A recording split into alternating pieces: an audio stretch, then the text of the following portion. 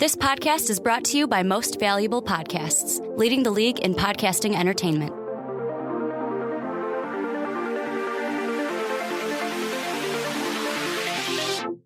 Welcome in, my friends, to another episode of Behind the Pen. My name is Mike Rankin, and I will be your host for today's show, and I'm by myself. But that's probably a good thing, because I have plenty to talk about, share with you guys. If you haven't heard, Dwayne Wade signed with the Chicago Bulls, 2 years, $47.5 million, so I got to talk about that.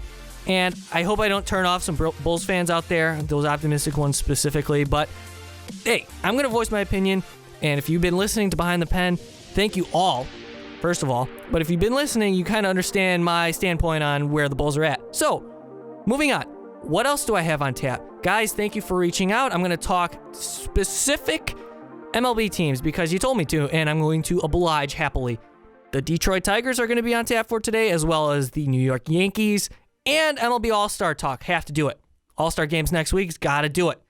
Also, if you guys enjoy what we have here, and this is probably the most important part for us, is to become better, we need your help, right? Go to patreon.com/mostvaluablepodcast, become a Patreon, and if you can donate $1 or $2 each month, that helps us immensely. We grow, we produce better content for you, we're able to do different things, and we also provide exclusive podcasts for you.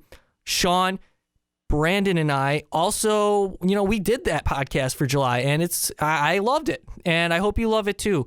For those listening who are Patreons, we thank you so much. We value your time, and this is to everyone. We value your time. Thank you all for listening. You can listen to us on YouTube, and be sure to subscribe to our channel, Most Valuable Podcast. You can find us on SoundCloud. You can also follow us on Twitter at Most Valuable Pod. Guys, stick right here for everything. We have football, basketball, and speaking of basketball, this free agency period. How about this free agency period? The fast break here with Sean, Dave, and Ricky, they have been all over everything. Fantastic content for all of you. They talk about every move, every signing. Even the Dwayne Wade move is up already. We talked about it. It happened yesterday. They were all over it. And I think they did a great job. So stay right here for everything. We got you. But most importantly, keep listening to Behind the Pen because I love hearing the feedback I get from you. And I hope you enjoy my opinions on sports because sports is life, right? All right. Well, so what do I have on tap? Like I said, I'm going to start with the Dwayne Wade and the Chicago Bulls stuff. Let's get into this Bulls stuff because I don't want to keep you here all day. Because I could if I wanted to, but I'm not going to. The Chicago Bulls, where are they going? I think they love to bask in the glow of mediocrity. And that was a specific quote I had from my article that I wrote for mostvaluablepodcast.com that you could check out in the description below. If you can read, that'd be awesome. That'd be great if you could read it because I can't. But let me know what you think. If you disagree, totally understand, okay? But I'm going to get into this, and I hope I don't turn some Bulls fans off here, especially optimistic ones, because I don't think what they're doing, their strategy this offseason, and even this goes back to last year, I don't think this is the right thing to do. I'm speaking of Rondo and Dwayne Wade. Those are the two highlights, but overall, I'm going to go back first, okay, to last year's trade deadline, and I bring this up a lot, but it's important because they had a chance, and they saw this coming, guys. After Thibodeau left and brought in a hand-picked coach by this front office, Fred Hoiberg, they saw this coming.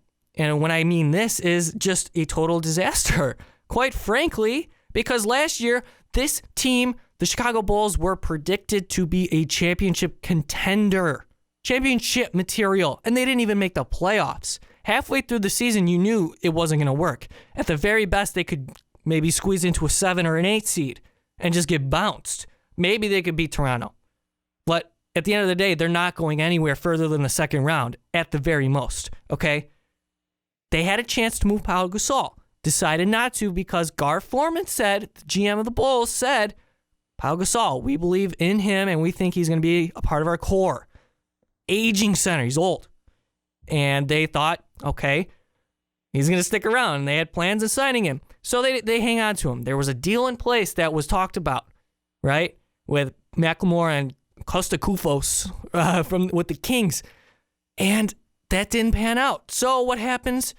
They kept their group together, They missed the playoffs. Pau Gasol signs with the San Antonio Spurs, and the Bulls get nothing. I will commend them on this, though. They moved Derrick Rose. And even Jimmy Butler said it himself, which I thought was kind of stupid to say, but he said it nonetheless in an interview. Well, it was either me or Derrick. It had to be one of us that got moved. Okay, so now Derrick's out of here. It's your team now, Mr. Jimmy Butler, Mr. Superstar. Okay, now I understand the move completely. They got younger. They got more athletic. That's what Gar Forman said he wanted to do. And they brought in Robin Lopez, who I like. He's an upgrade over what they had in the past. Not in terms of Powell. I'm sure Powell produces better than Robin Lopez in the end of the day, but where this direction, the team's direction, that's a good move. I like Robin Lopez. I also like who they got in return at point guard, Jerry Grant. Young player, first-round pick, last year's draft, has to develop. But if you're going to be into this kind of transition process, that's a player that you like to build on. That's exciting. They also hit on a draft pick, in my opinion, Denzel Washington. Or I called him Denzel Washington. You know how many times I've done that? Denzel Valentine. He's not the most athletic guy, which kind of contradicts what Gar said in the past. But he's got some skill, and I think he's going to be a pretty solid NBA player. He fits what Fred Hoiberg wants to do. And what Gar Forman did was totally restrict Hoiberg and his offensive philosophy, because we all know, we watched enough Bulls basketball to understand what Fred Hoiberg wants to do on offense. He wants to push the ball.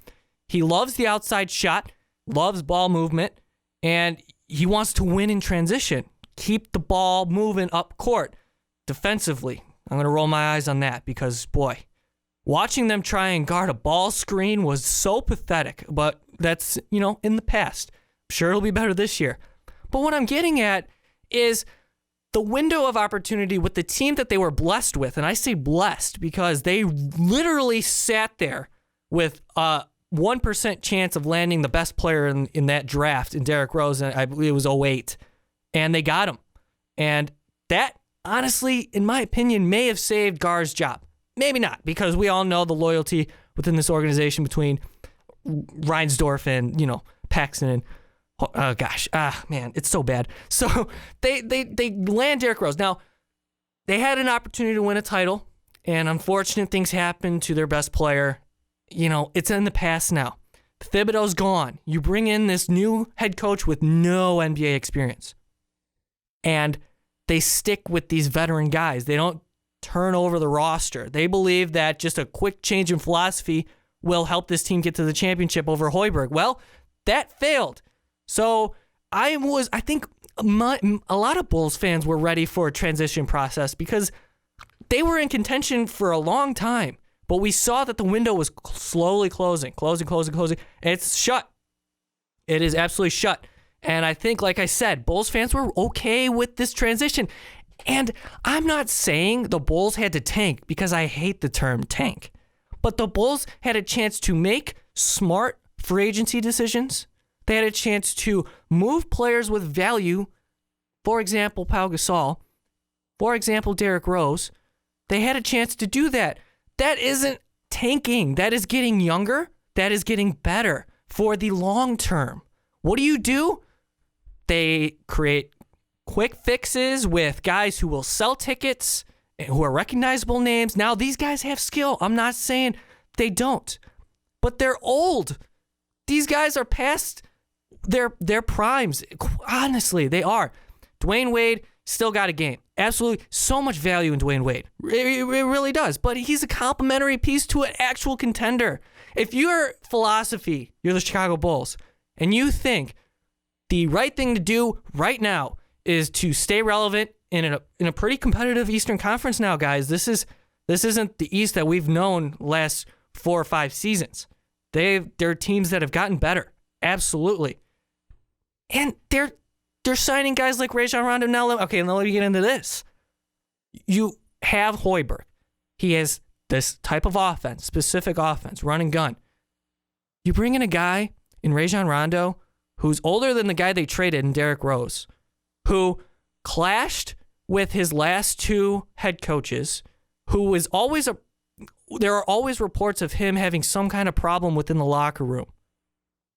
To a team that had problems all year trying to play for their new coach, trying to listen to the new coach's philosophy. Hoiberg didn't have control of the locker room, guys. And your so-called leader and Jimmy Butler and Derrick Rose, they couldn't play together. And then it was left to Taj Gibson to speak to the media all the time. What is the benefit of bringing a guy in Rajon Rondo, who, yes, led the league in assists? Yes, I'm so sick of hearing that. I get it. How many assists did he have in garbage time? How many times did he help your fantasy team with all those assists, right? That's but a number. I get it. He's a great passer, but he's a ball hawk. He wants the ball a lot, and he has absolutely no defensive value. None at all. And you'll see it. He just doesn't play defense. He doesn't want to. He was maybe in 2010 with Boston, 2009, but he is a different player now. He can't shoot. Speaking of shooting, this is the worst starting five in terms of three-point percentage in the history probably of the NBA. Like, it's so terrible. And that's one of the points that Hoiberg wanted to make was outside shooting, right? You look at the two teams that have topped in the NBA who were in the NBA Finals, they both led the league in threes. In Cleveland and Golden State. Now, I know they have specific players, yeah, obviously. But you get what I'm saying. I don't understand what Gar Forman wanted. I thought he was supposed to help his coach. I thought he was supposed to get players to play for him in the system that fits, right? I'm not saying that, a rebuild would take 5 years because that would be ludicrous. They had opportunities to gather draft picks, sign free agents, smart signing free agents. And they just decided to go for it. Kind of go for it. There are 7 players on the Bulls that can be looked at as potential building blocks. I like Cristiano Felicio. I like Bobby Portis. I like Doug McDermott. I hate Snell. He's terrible. Mirotic is a stretch 4, but he doesn't even have a position. He doesn't. He really doesn't. And there are too many questions. There are so many variables to the Chicago Bulls team. And when they signed Dwayne Wade, I just didn't understand it whatsoever. The value Wade brings, yes, recognizable face, big time. And it's a great story for the Bulls marketing team from Chicago. Also, who's going to be the last one introduced in the starting lineup? Because apparently it's Jimmy's team. So is he going to be last, or are they going to go the PR route and say, from Chicago, Dwayne Wade? Is he going to be the last one? That's another thing that I won't get into. But that's something. There are so many clashing parts and variables here. You have a guy who wants to have, in Hoiberg, wants to have a specific offensive system. They don't have the players to play that specific system. There are personalities in the locker room that you wanted to get rid of last year, but you bring in more. And does this improve this team? Okay, so are they closer to a championship? Technically, yes, because they went from not making the playoffs to a team that's probably 4, 5, 6, or 7 seed. Yeah, I think they can make.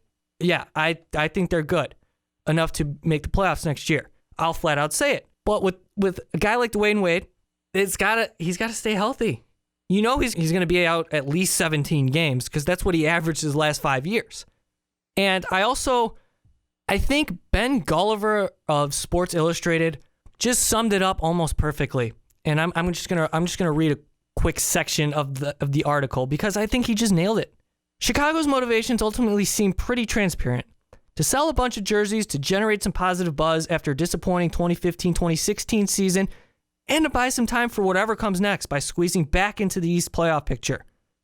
Even if Wade remains fully healthy and productive and the Bulls accomplish all 3 of their goals, this signing represents a philosophical course correction that undercuts Hoiberg and it meaningfully delays Chicago's ability to build a roster capable of sustained success throughout Butler's prime. And I think that's very important. Very important.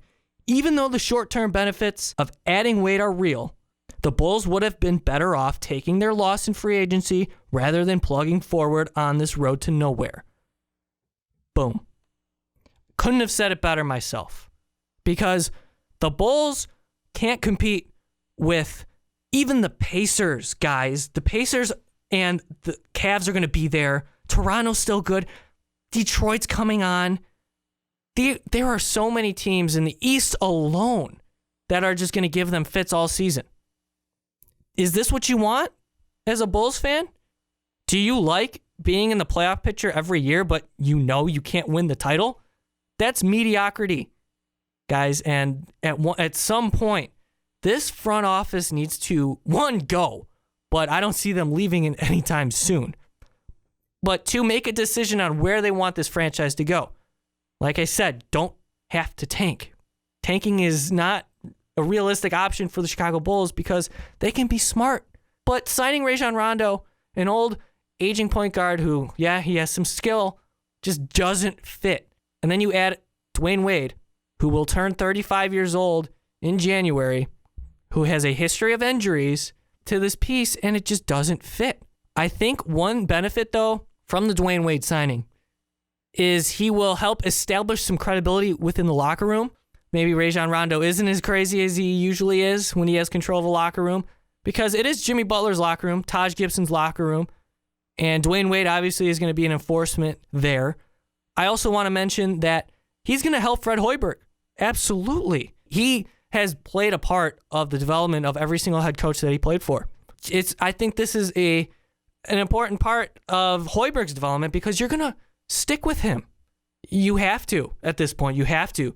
But as I wrap this Bulls conversation up, my biggest problem is that he didn't, and I'm talking about Gar Forman, he didn't put Hoiberg in a position to succeed with the roster that he has. This is a time for the Bulls to move on. Not sit in and reinforce the idea that they're always a playoff team, which isn't a lie, but is that a great selling point? And I know Dwayne Wade will have some pull next year in the overwhelming amount of top free agents that will be available.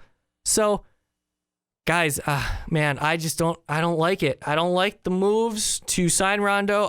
I love the Derrick Rose trade. And I was also in the camp of moving Jimmy Butler for a guy like Chris Dunn, because that immediately puts you in a better position long-term than where they're at right now. So the thinking that Gar packs that have had over the last 6 or 7 years or so, I just can't get it. What have they done?